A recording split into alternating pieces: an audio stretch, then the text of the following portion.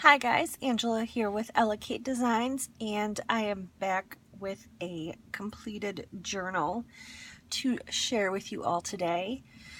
This is another one of my large ones. It's a hardback 9x6 with a 3-inch spine.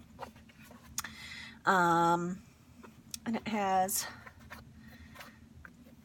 what's the word? Ridges, or whatever you want to call them, here on the spine.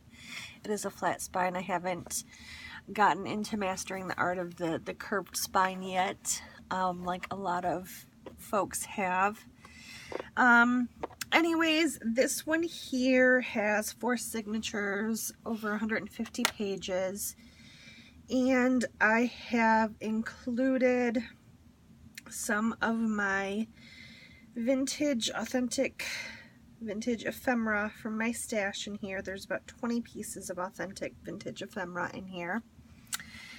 And the cover is made, it's a fabric cover, and the fabric is vintage fabric that I picked up at an antique market when I was on vacation in Kansas.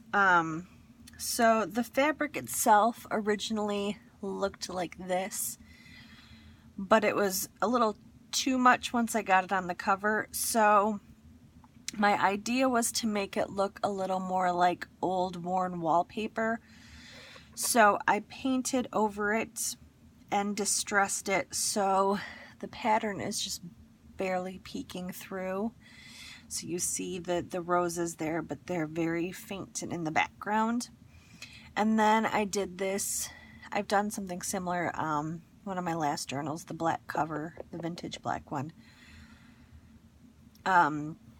Did this doily pattern with, it was a texture powder that I added to the paint, and then used a stencil and made it look very worn and incomplete in some areas, just so that it would have that worn look to it.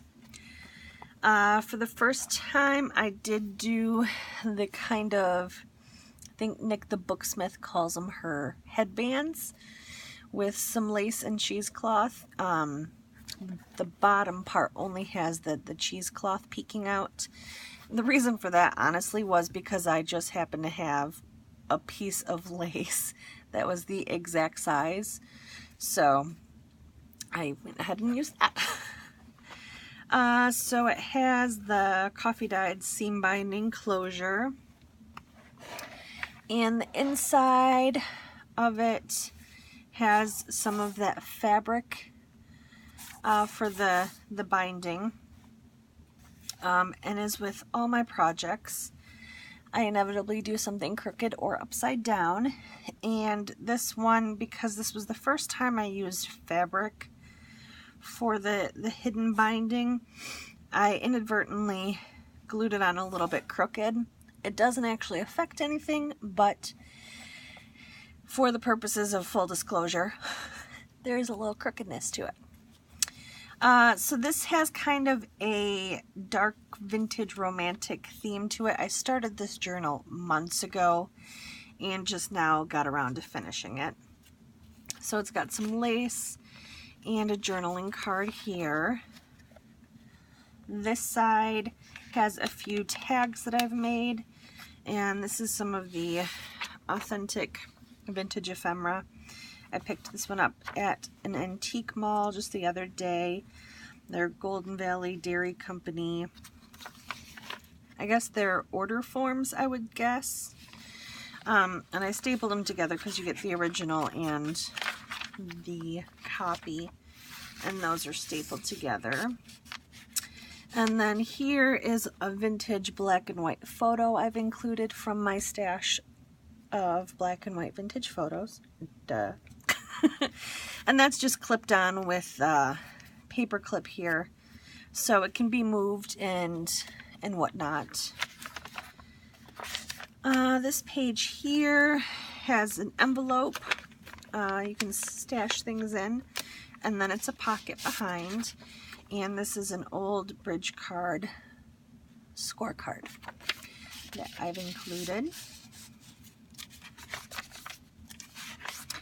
Lots of blank pages for journaling. This is a vintage playing card. I just thought it was really pretty, and so included that. In the bag here you have another journal card, and this is a page from a needlecraft magazine, and this is from the December 1924.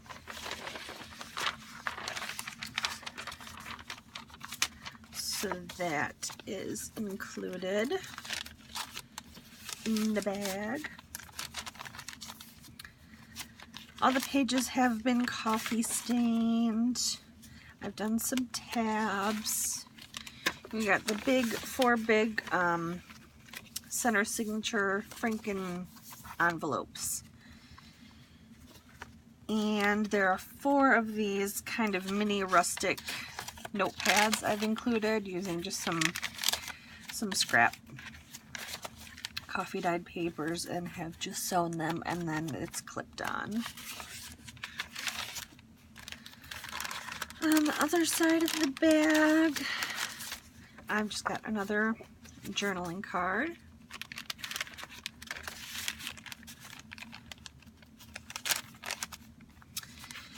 This is another journaling card here, and this is an envelope that I've just kind of embellished with this doily and flower and vintage button, and it's just clipped on with a paper clip, so it can be moved. And you get a couple of the old green stamps there that I've clipped on. So all of the vintage ephemera, the authentic stuff, I've just either clipped on or put in pockets or tucks, so they can be removed and moved around. I didn't want to make anything permanent. Got some more tabs. This is one of my altered glassine bag envelopes that I make, so you can slide some goodies in there.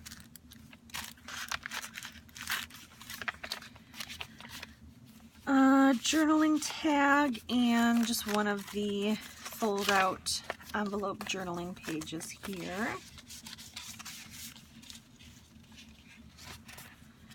This here is an old recipe card for choco cherry bars. This one's not like super old, but I did pick it up at an antique shop, so I thought it was cute to add in here. Just some more tags and journaling cards on this side here. Some blank music sheet, coloring book page. In the glassine bag, I have another journaling card, and this is a book page from The Lady of the Lake, and this is a 1920s copy that I had picked up. Over here, clipped on, you get a mini playing card, and it has the bullfighter on the back. And then this is from an old Monopoly game. Lots of different pages in here, which is kind of my new thing that I love doing. Another big envelope.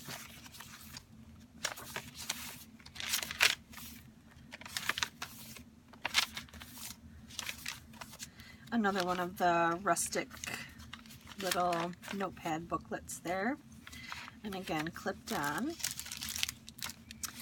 In this glassine bag you get a large tag, and this is a book page from the Speed Studies, the Greg Speed Studies for the shorthand writing, and this is from a 1930s copy.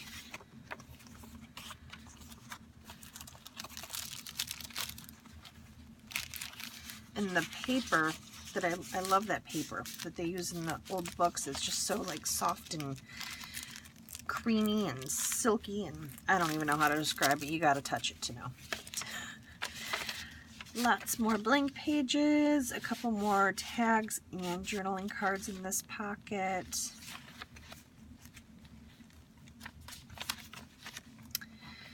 A few more tags and another vintage bridge score card. Another journaling card, and this is another one of those envelopes that I've made and just clipped on with this big flower paper clip so it can be adjusted and moved around as you desire. Some book pages from the Robert Frost poetry book that I like to use. Another bag with another journaling card.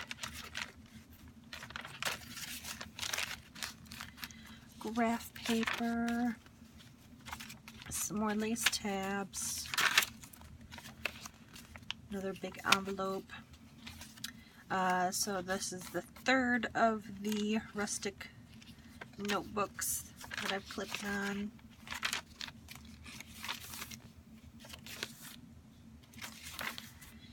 And in this bag, you get another journaling card, of course. And then this is a book page from a book of French novels from the 40s. And this is Madame Bovary, if I'm pronouncing that correctly. Probably not. Let's be honest, probably not. And more journaling pages. This is another envelope that's been clipped on. And in this pocket, we've got some more tags. And this is a vintage merchandise return check from 1957. And I've included this one because it was pink, so, you know, it went with the journal. And in this pocket, we've got an old postcard. And most of the ephemera is going to be Michigan-based because, well, I live in Michigan. This one is from Stockbridge, Michigan. And the back is blank, so you can use that for journaling as well, or whatever you want. In this pocket, you've got another tag, another journaling page, and one of the vintage flashcards. Sorry, words are not coming to me today. I've already had a cup of coffee, but the brain is still not entirely fully engaged. So I've got one of these big pockets on the side here with a couple more journaling cards. Some more coloring book pages and different office paper, notebook paper. So this I've included is a loaded paper bag. And I don't think I have anything in the big pocket right now. No. But it does have a journaling tag, a card, and then a mini glassine envelope that's been coffee stained. And just added some fibers and some hand-dyed seam binding to it. So that just clips on over here.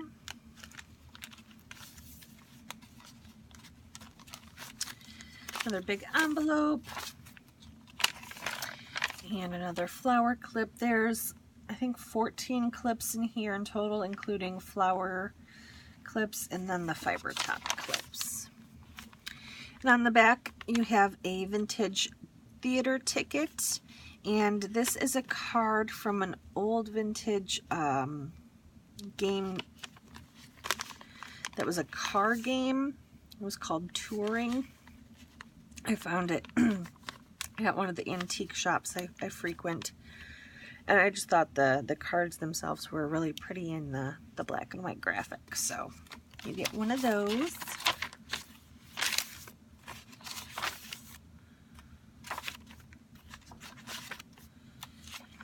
And this here is a prescription call check.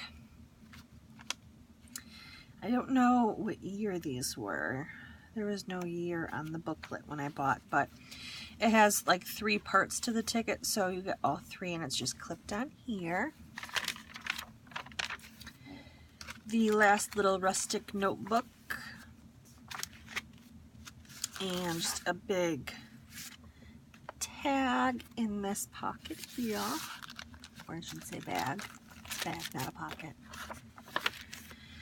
And on the last page, you got another journaling card, a tag, and then one of the vintage bingo cards as well. So that is this journal, and I made it with kind of extra room so that it lies really, really nice and flat, because it is already quite chunky. And I'm sure you'll be, you know, whoever decides they need to have this journal will be adding their own goodies. So I hope you like this one. It was a little different. I really like how the cover turned out, though. It was one of those processes where you think you're going to do something and then you do it and you decide you don't like it. So then you have to experiment. And I was quite happy with how it turned out. So I hope you guys like this. I will have this listed in my Etsy shop. Let's see, today is Monday, Memorial Day. So I will have it listed by Wednesday afternoon. I'm not sure how the rest of today is going to go, and tomorrow's back to work. So I should have this listed by Wednesday. As soon as I have it listed, I will include the link in the description box. I might get it listed today, but I don't want to make any promises. So thank you again for stopping by. I hope you're all having a wonderful Memorial weekend and honoring all of those that have fallen for our freedom here in this country. So anyhow, have a great day. Thanks, guys. Bye.